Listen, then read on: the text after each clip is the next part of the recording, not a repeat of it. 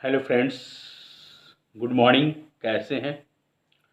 आज आज आप लोग के बीच जिस टॉपिक को लेकर के मैं आया हूँ, इस टॉपिक काफ़ी इम्पोर्टेंट और बेहतरीन होगा, क्योंकि मैंने काफ़ी दिनों से इस टॉपिक को बताने की कोशिश कर रहा था। ये किसी कारणवश मैं रुक जा रहा था, और जो आज टॉपिक मैं आप लोग को बीच में बता रहा हूँ, कृपया आप ध्यानपूर्वक आप सुनेंगे।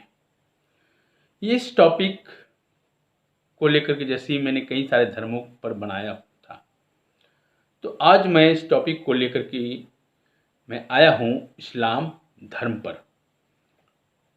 काफ़ी कई सारे प्रतियोगिता परीक्षाओं में क्वेश्चन पूछ चुके हैं, तो आप ध्यानपूर्वक आप सुनेंगे, अच्छा से आपका रिजल्ट सुनिश्चित होगा।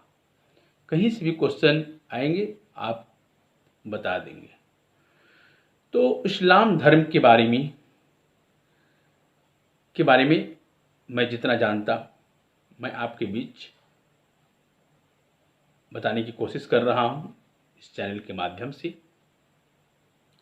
इस्लाम धर्म के जो संस्थापक जो थे वो हज़रत मोहम्मद साहब थे।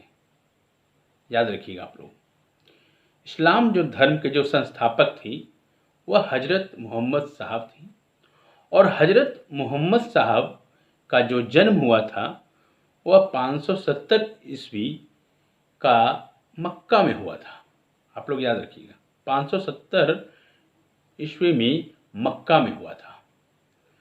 फिर उसके बाद हज़रत मोहम्मद साहब के पिता, जो उनका नाम था आपको अब्दुल्ला, और उनकी माता का नाम था अमीना था। और हज़रत मोहम्मद साहब जो है 610 ईस्वी में मक्का के पास हीरा नामक गुफा में उनको ज्ञान की प्राप्ति हुई थी। कहाँ प्राप्ति हुई थी ज्ञान की? हीरा नामक गुफा में ज्ञान की प्राप्ति हुई थी। ध्यान से आप लोग सुनिए, काफ़ी इम्पोर्टेंट क्वेश्चन है, कभी भी क्वेश्चन आपसे पूछ सकता है। और मैं जहाँ तक मैं जानता हूँ, मैं हर संभव में प्रयास करूँगा कि आप लोग को बताने की कोशिश करूँगा।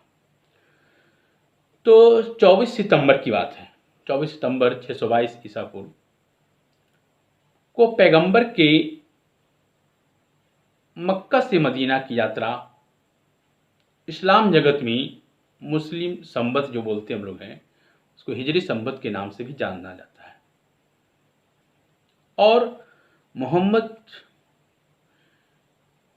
साहब की शादी जो हुई थी, शादी 25 वर्ष की अवस्था में खदीजा नामक विधवा के साथ हुई थी। और मोहम्मद की जो पुत्री का नाम था फातिमा था, और एवं दामाद जो थी वह अली हुसैन है। फिर उसके बाद देवदूत जो जिब्रील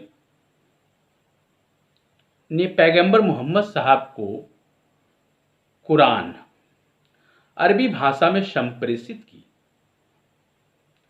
कुरान इस्लाम धर्म का पवित्र ग्रंथ है। पैगंबर मोहम्मद साहब ने कुरान की शिक्षाओं का उपदेश दिया। हज़रत मोहम्मद साहब की जो मृत्यु हुई 8 जून 632 ईस्वी को हुई।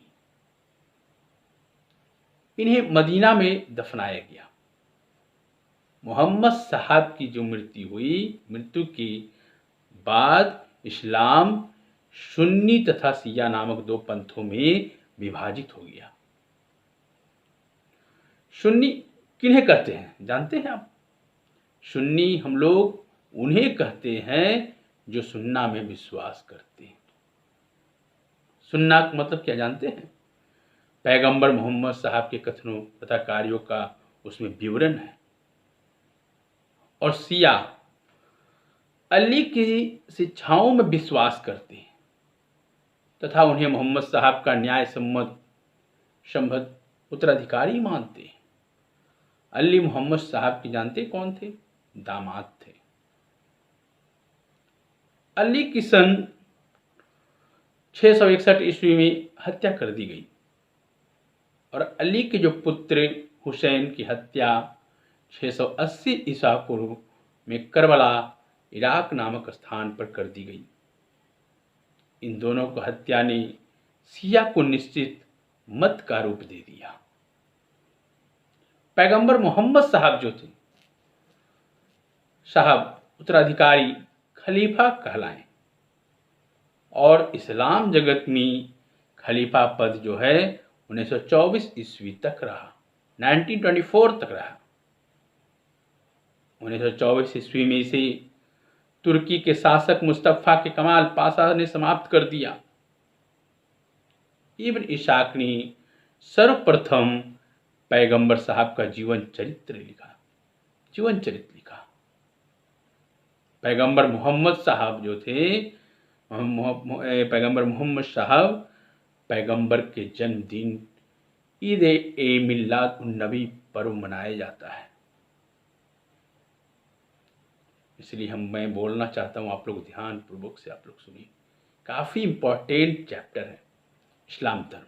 जिस तरह मैंने बौद्ध धर्म के बारे में बताया, जैन धर्म के बारे में बताया, तो कहीं काफ़ी लोगों ने मुझसे बोला सर आपने इस्लाम धर्म पर बनाइए, शैव धर्म पर बनाइए, यहूदी धर्म पर बनाइए। तो मैंने उसके बारे में सभी लोग को जितना मैं जानूंगा मैं बताने की कोशिश करूंगा। और फिर उसके बाद भारत में सर्वप्रथम इस्लाम का आगमन अरबों के जरिए हुआ। 712 ईस्वी में अरबों ने सिंध को जीत लिया और सबसे पहले भारत के इसी भाग में इस्लाम एक महत्वपूर्ण धर्म बना। और एक बात याद रखिएगा, नोट कर लीजिएगा इस चीज़ को, कि नमाज के दौरान मुसलमान मक्का की तरफ मुंह करके खड़े होते हैं और भारत में मक्का किस दिशा में पड़ता है जानते हैं? पश्चिम की ओर पड़ता है और मक्का की ओर की दिशा को किबला भी कहा जाता है। तो ऐसे कई लोग, हम लोग को काफ़ी छात्र छात्राओं ने दिमाग में सोचने का प्रयास किया कि आखिर लोग नमाज जब पढ़ते हैं तो पश्चिम में ही क्यों करते हैं। तो मैंने आपको साफ साफ शब्दों में कर दिया कि मैं जितना मैं जानता हूँ, कई किताबों में मैंने पढ़ा था और मैं उसी के बारे में मैं बताता हूँ कि नमाज के दौरान मुसलमान जो होते हैं, मुसलमान भाई लोग मक्का की तरफ मुँह करके खड़े होते हैं और भारत में जो मक्का है पश्चिम की ओर पड़ता है और मक्का की ओर की दिशा को हम लोग जानते, अभी बताएं जस्ट, कि उसको किबला कहा जाता है। तो काफ़ी इम्पोर्टेंट चीज़ मैंने आज आप लोग को बताया हूँ। कृपया हमारी बातों को आप लोग को बीच समझ में आ चुका होगा। इसलिए मैं आप लोग से अब जो आगे का जो वीडियो मैं लाऊंगा वह ईसाई धर्म के बारे में मैं बताऊंगा। जय हिंद, जय भारत।